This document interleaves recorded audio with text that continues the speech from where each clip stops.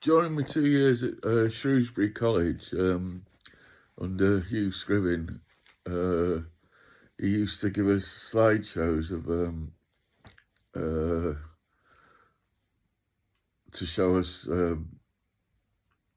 what was basically a wave of I think they called it the 70s craft revival, furniture craft revival, and there was probably only a number of 20 or so of them really of any much of a name for themselves, and there was a few of them who had come from odd different places, like Alan Peters and John Makepeace, who were both made OBEs, and I think John Makepeace had come from an art background, and Alan Peters had come from the sort of Barnsley workshop arts and crafts movement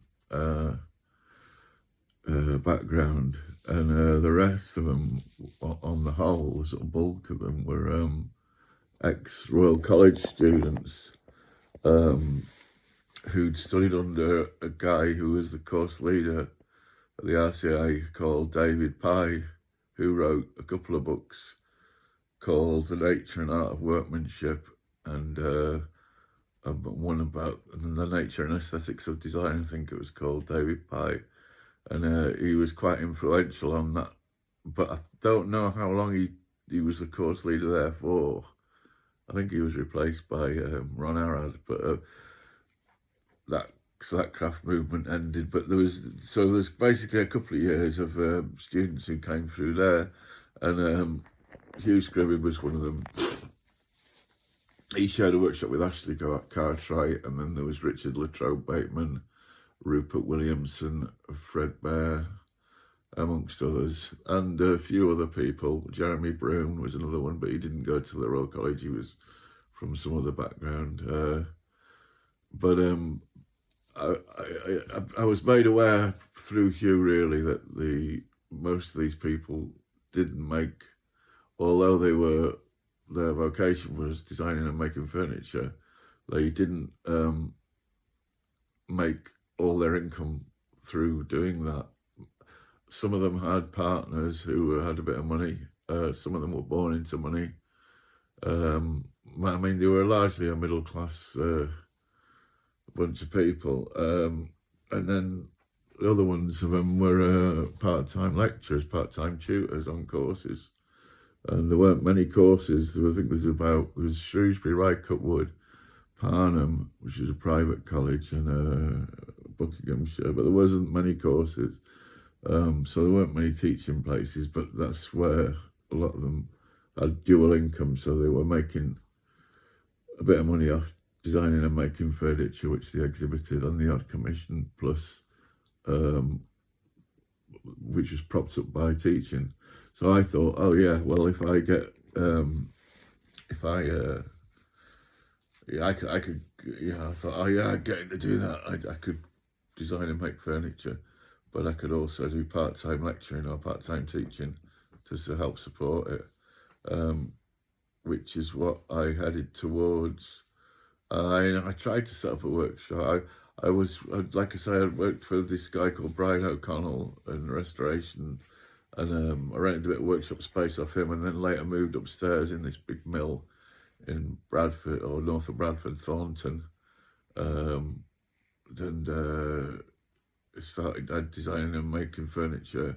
And I did get a few commissions and stuff, but it wasn't a very stable. I didn't make much money, and also the girl I'd started seeing now, we were together for a while now, she'd gone to do her degree in Cheltenham in fine art, and I was quite curious about fine art because, well, I was always that's what I wanted to do initially, was fine art.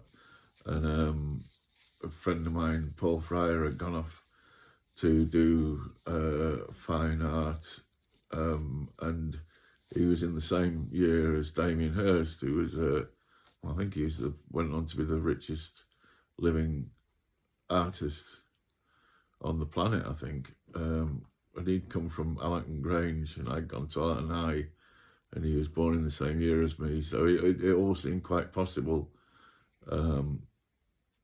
That generation, the young British artists, so I was quite aware of what they were doing, and I was interested in it all. And fine art's a funny thing. If you got to keep up to date with it, really. It's like pop music, you know. If you lose touch with it, you kind of really, it makes no sense unless you're sort of following the fashions and trends that are taking place. It's like an ongoing conversation. But that really interested me. And Alice, my partner, don't really want to bring up people's names, but she was at Cheltenham College.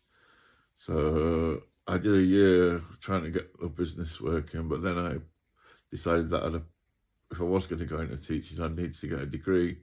So I applied for a place on the course at High Wycombe, Buckinghamshire College, which was a degree course, and I think it was the only degree course in furniture design and craftsmanship in the country at the time. Probably there isn't one anymore, I don't think. And I was fortunate enough to get a place on that course.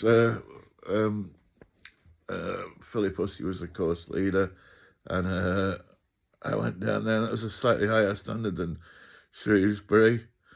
And I moved into a house down there with a guy called Peter Vincent, who was a pretty strange character.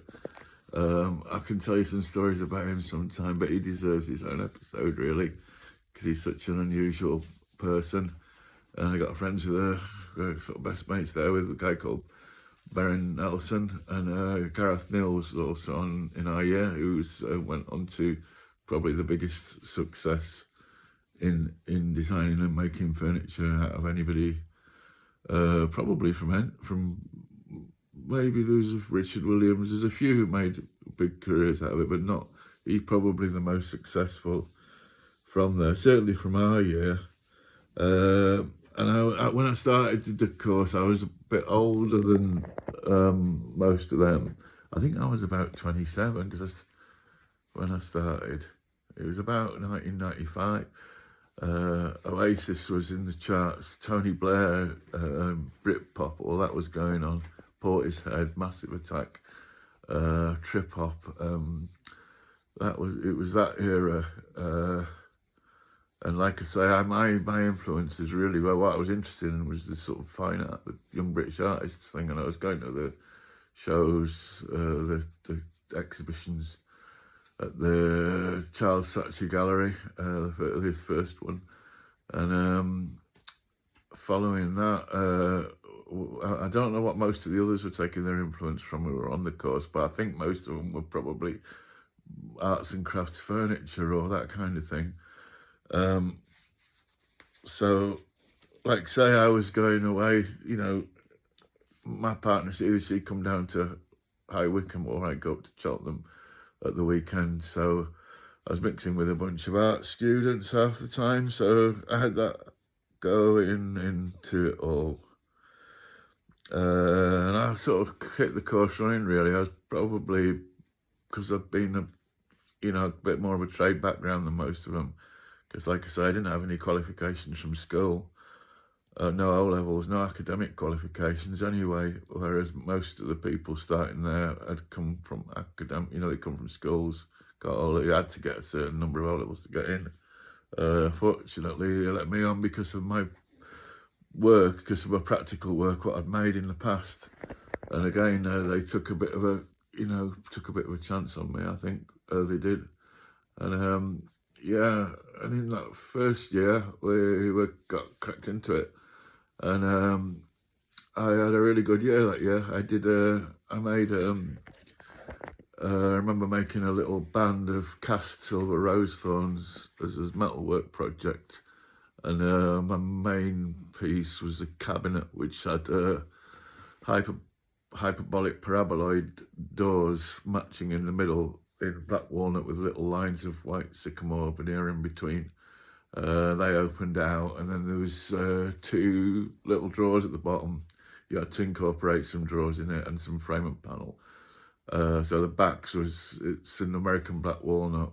It was you get American black walnut trees that have grown in England, so the grain is pretty much more like a English walnut, but it's actually dark coloured like American black walnut is. Yeah, and they were compound angle. The drawers front sloped forward, and they were angled on the side as well. So I'd basically done something technically which was quite a lot better than quite a lot more advanced than what anybody else had done. And I remember I was opposed to marks then. I thought it was, my theory was that you should be given someone should be given an orange, someone should be given a banana. I couldn't see how you could I thought at the time I used to think that design was sort of subjective, which it is to some degree. But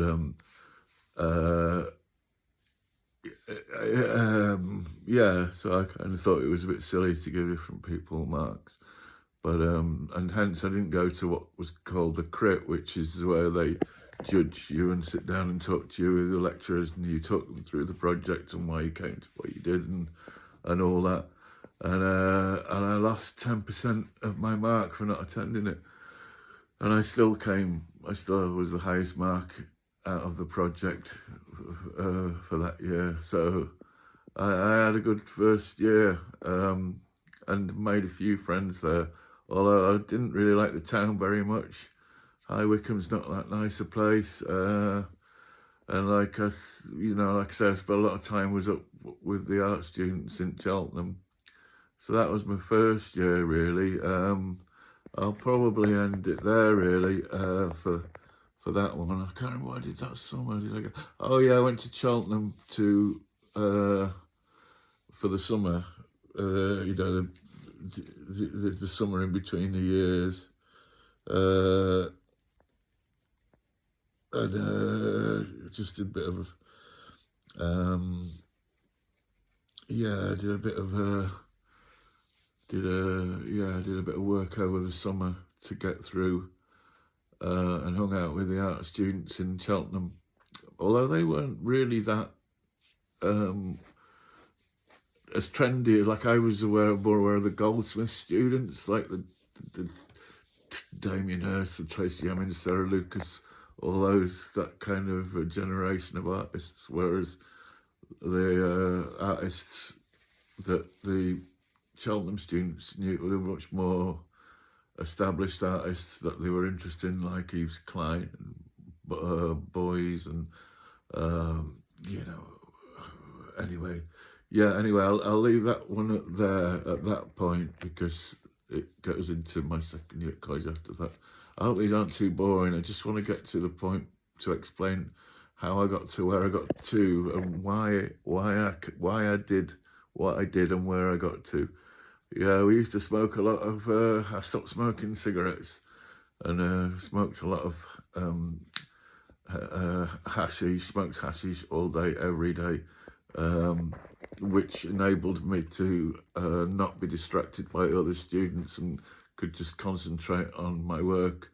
And I'd get into the workshop at 8 o'clock in the morning and the first person in, and I'd leave at 8 o'clock at night as the last person to leave.